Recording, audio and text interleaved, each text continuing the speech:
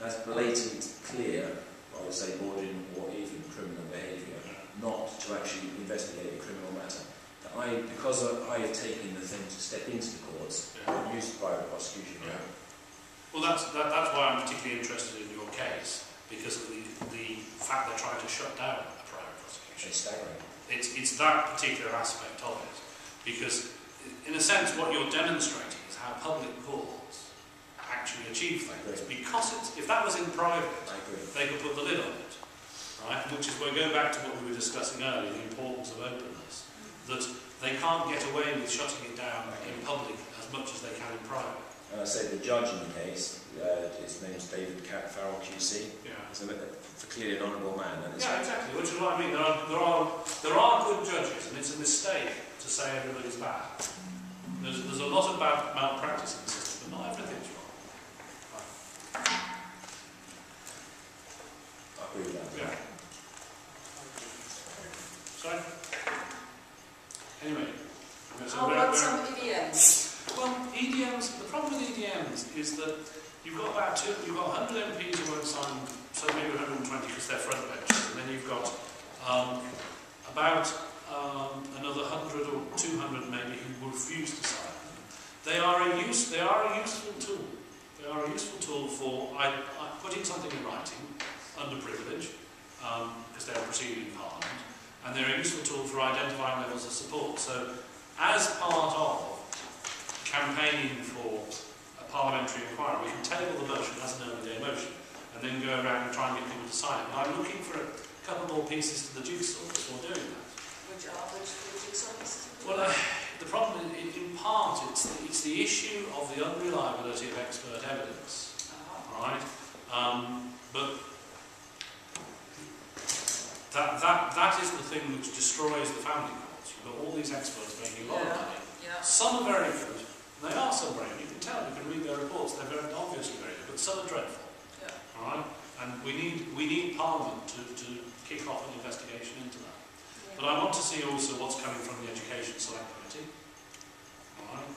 There are lots of threads going on. And then at a certain point, and obviously you have to be aware of parliamentary recesses. So there's a parliamentary recess from the 27th of March. I don't expect to do something before the 27th of March. And after that. But obviously, and then there is an issue about sessions. So a new session starts around the Queen's speech.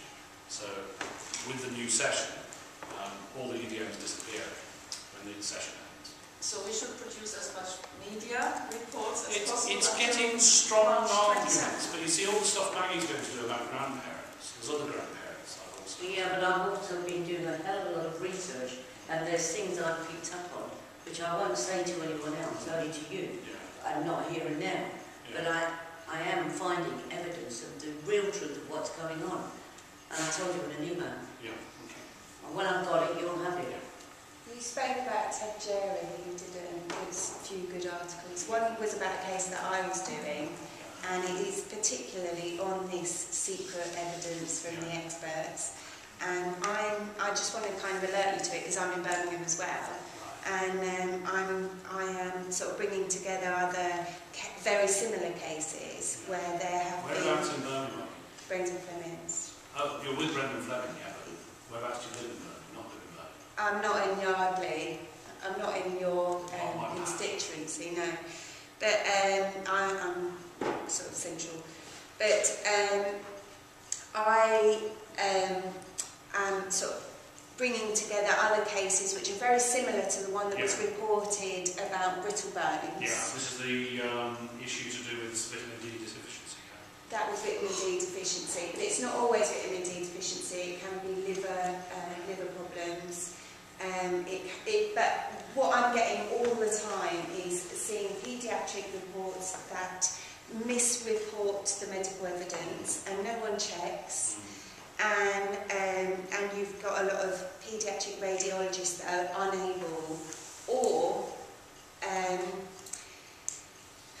they give very doubtful diagnosis of these X-rays. Can I just interrupt? Well, that's the metaphysical fracture stuff. Yeah, and then Yeah, we just brought up the vitamin D deficiency syndrome. I would stake my life on the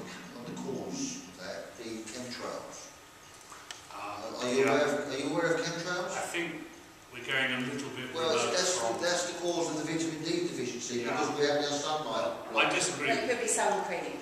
But I've been videoing these things. Yeah, well, okay, I disagree with you. Right? I heard was in Scotland, it's the fact that they don't eat as much oily fish as they used to years ago. yeah, it could be lots of There food. can be all sorts of... There can be genetic... But the point is Yeah, that there's clear medical evidence in the medical records, and the paediatricians are asked their expert opinion, I know. and they give a very, they will clearly say there is no vitamin D deficiency when there is medical records saying there is profound vitamin D. It would be quite useful if you've got a number of those together. That's something. Yeah, that's what I'm doing. Actually, if you're getting that together, that's very helpful to put it all together as well, because that gives me a basis upon which that vitamin D issue might be one to kick things off here, because what it is that obviously the family courts don't allow a second opinion. And we're really running into trouble with that. We've come across a problem where there wasn't any rules to do with not allowing second opinions. Once you finish the court proceedings, there's no rules. You're not subject to any proceedings. No, yeah, but when we went with that particular case that was reported by Ted Jerry, the judge